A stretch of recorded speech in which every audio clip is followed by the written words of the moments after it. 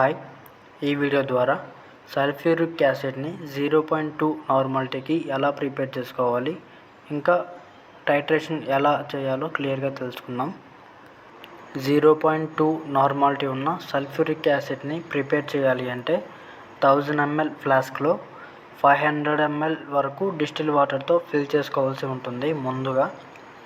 తర్వాత 1 ml pipette తీసుకోవాల్సి ఉంటుంది. ఈ 1 ml పిపెట్ సహాయంతో 98% కాన్సన్ట్రేటెడ్ ఉన్న సల్ఫ్యూరిక్ యాసిడ్ని 0.6 mlని తీసుకొని ముందుగా ఫిల్ చేసుకున్న డిస్టిల్ వాటర్లో డ్రాప్ బై డ్రాప్ యాడ్ చేసుకోవాల్సి ఉంటుంది. ఎగ్జాక్ట్గా 0.6 ml యాసిడ్ని మాత్రమే యాడ్ చేసుకోవాల్సి ఉంటుంది. ఈవెన్ 0.6 ml కన్నా ఒక్క డ్రాప్ ఎక్స్ట్రాగా యాడ్ చేసుకున్నా కూడా 0.2 నార్మాలిటీ కంటే ఎక్కువగా పెరిగిపోతుంది. కాబట్టి జాగ్రత్తగా యాడ్ చేసుకోవాల్సి ఉంటుంది.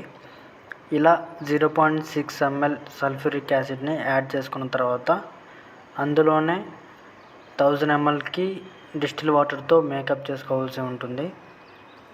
అయితే ఇలా ప్రిపేర్ చేసుకున్న సల్ఫ్యూరిక్ యాసిడ్ నార్మాలిటీ ఎంత ఉందో క్యాలిక్యులేషన్ చేయాలి. కాబట్టి దీనికోసం సోడియం కార్బోనేట్ను 0.1 గ్రామ్ను తీసుకోవాల్సి ఉంటుంది. ఈ 1 గ్రామ్ సోడియం కార్బోనేట్ని 100 ml ఫ్లాస్క్లో యాడ్ చేసుకొని దీనిని డిస్టిల్ వాటర్తో 100 mlకి మేకప్ చేసుకోవాల్సి ఉంటుంది. 100 mlకి మేకప్ చేసుకున్న తర్వాత పూర్తిగా డిజాల్వ్ అయ్యే వరకు మిక్స్ చేసుకోవాలి. ఇలా ప్రిపేర్ చేసుకున్న సోడియం కార్బోనేట్తో ముందుగా ప్రిపేర్ చేసుకున్న సల్ఫ్యూరిక్ యాసిడ్ నార్మాలిటీను క్యాలిక్యులేషన్ చేసుకోవాలి.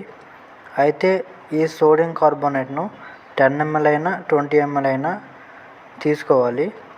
ఇక్కడ నేను 10 ml సోడియం కార్బోనేట్ను తీసుకుంటున్నాను. ఈ 10 ml సోడియం కార్బోనేట్తో ముందుగా ప్రిపేర్ చేసుకున్న మిక్స్డ్ ఇండికేటర్ను 1 ml యాడ్ చేసుకోవాలి. ఇదిగోండి, ఈ మిక్స్డ్ ఇండికేటర్ అనేది ఎలా ప్రిపేర్ చేయాలో లాస్ట్ వీడియోలో క్లియర్గా చెప్పాను. అయితే ఈ మిక్స్డ్ ఇండికేటర్ను సోడియం కార్బోనేట్లో 1 ml యాడ్ చేసిన తర్వాత ఈ సోడియం కార్బోనేట్ అనేది గ్రీన్ కలర్లోకి చేంజ్ అవుతుంది. ఇప్పుడు ముందుగా ప్రిపేర్ చేసుకున్న సల్ఫ్యూరిక్ యాసిడ్తో టైట్రేషన్ చేసుకోవాలి. ఇలా టైట్రేషన్ చేసేటప్పుడు సోడియం కార్బోనేట్ కలర్ అనేది గ్రీన్ కలర్ నుంచి స్లోగా వైలెట్ కలర్లోకి చేంజ్ అవుతుంది. ఈ వైలెట్ కలర్ అనేది same to same boric acid కలర్లోకి వస్తుంది. ఇప్పుడు కన్జ్యూమ్ అయిన సల్ఫ్యూరిక్ యాసిడ్ యొక్క బ్యూరేట్ రీడింగ్ తీసుకొని క్యాలిక్యులేషన్ ఎలాగ చేయాలో చూద్దాం. ఇక్కడ చూడండి, మనం టైట్రేషన్ చేసిన సల్ఫ్యూరిక్ యాసిడ్ నార్మాలిటీ ఎలా క్యాలిక్యులేషన్ చేయాలో క్లియర్గా చూద్దాం. 0.2 × 10 కన్జ్యూమ్డ్ H2SO4. ఇక్కడ 0.2 అనేది సోడియం కార్బోనేట్ యొక్క నార్మాలిటీ, 10 అనేది సోడియం కార్బోనేట్ని మనం 10 ml తీసుకున్నాం కదా, అది 10. అయితే ఇక్కడ ఎగ్జాంపుల్గా చూసుకుంటే 0.2 × 10 కన్జ్యూమ్డ్ H2SO4 కదా, ఇక్కడ ఎగ్జాంపుల్గా 7.6 ml కన్జ్యూమ్ అయింది అనుకుందాం. క్యాలిక్యులేషన్ చేస్తే 0.263 అనేది సల్ఫ్యూరిక్ యాసిడ్ నార్మాలిటీ. ఇక్కడ 0 పాయింట్ తర్వాత 3 డిజిట్స్ తీసుకోవాల్సి ఉంటుంది. అయితే ఎగ్జాంపుల్ 2 చూద్దాం. ఎగ్జాంపుల్గా మనకు 9.2 ml కన్జ్యూమ్ అయింది అనుకుందాం. అయితే 0.2 × 10/9.2 అంటే 9.2 ml బ్యూరేట్తో కన్జ్యూమ్ చేసిన సల్ఫ్యూరిక్ యాసిడ్ 9.2 ml అనుకుందాం. ఇప్పుడు క్యాలిక్యులేషన్ చేస్తే 0.217 అనేది మనం ప్రిపేర్ చేసుకున్న సల్ఫ్యూరిక్ యాసిడ్ నార్మాలిటీ. అయితే మనం ప్రిపేర్ చేసుకున్న సల్ఫ్యూరిక్ యాసిడ్ నార్మాలిటీని రెండు విధాలుగా క్యాలిక్యులేషన్ చేయొచ్చు. టైప్ 1లో 10 ml సోడియం కార్బోనేట్ని తీసుకొని టైట్రేషన్ చేయొచ్చు. టైప్ 2 వచ్చేసి 20 ml సోడియం కార్బోనేట్ని తీసుకొని క్యాలిక్యులేషన్ చేయొచ్చు. రెండు సేమే ఉంటాయి, కాకపోతే టైప్ 1లో 10 ml సోడియం కార్బోనేట్ని తీసుకుంటాం. టైప్ 2లో 20 ml సోడియం కార్బోనేట్ని తీసుకొని టైట్రేషన్ చేస్తాం. అయితే 10 ml సోడియం కార్బోనేట్తో సల్ఫ్యూరిక్ యాసిడ్ నార్మాలిటీని క్యాలిక్యులేషన్ చేసేటప్పుడు సల్ఫ్యూరిక్ యాసిడ్ బ్యూరేట్ రీడింగ్ కూడా 10 ml వరకే కన్జ్యూమ్ అవ్వాలి.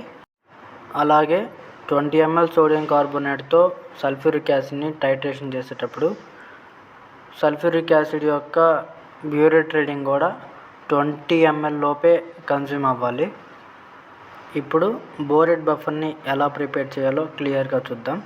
అయితే దీనికోసం 9.5 grams బోరెట్ బఫర్ని తీసుకొని 500 ml డిస్టిల్ వాటర్కి మేకప్ చేసుకొని బాగా షేక్ చేయాల్సి ఉంటుంది. మనం ప్రాపర్గా షేక్ చేయకపోతే ఈ బోరెట్ బఫర్ అనేది 1-2 రోజులు కూడా ప్రాపర్గా డిజాల్వ్ అవ్వదు. సో ఇలా డిజాల్వ్ చేసుకున్న బోరెట్ బఫర్లో సోడియం హైడ్రాక్సైడ్ని 0.4 grams యాడ్ చేయాల్సి ఉంటుంది. ఇక్కడ సోడియం హైడ్రాక్సైడ్ అనేది రూమ్ టెంపరేచర్లో ఆల్రెడీ మెల్ట్ అయిపోయింది. అయితే ఈ 0.4 grams సోడియం హైడ్రాక్సైడ్ని 100 mlకి మేకప్ చేసుకొని ఈ 100 ml నుంచి 88 mlని మనం ప్రిపేర్ చేసుకున్న 500 ml బోరెట్ బఫర్లో యాడ్ చేయాల్సి ఉంటుంది. అయితే ఇక్కడ చూడండి, బోరెట్ బఫర్ అనేది క్లియర్గా డిజాల్వ్ అయిపోయింది.